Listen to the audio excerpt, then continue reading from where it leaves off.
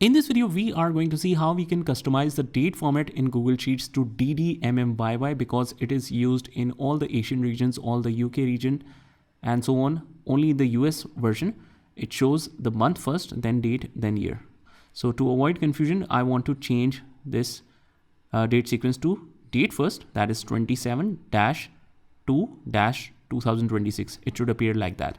First of all, if it is a table formatted data, what you need to do is just click on the table menu and click on delete table and click on revert to unformatted data.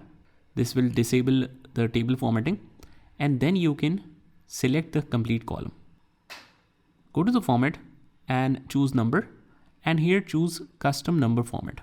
We will just simply write here DD-MM-YYY, but I've already customized it, so that's why it's showing the option. But in your case, if you're doing it for the first time, it will not show this option.